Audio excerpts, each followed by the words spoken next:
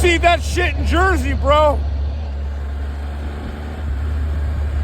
That's how we do it here in Kentucky. We do things right.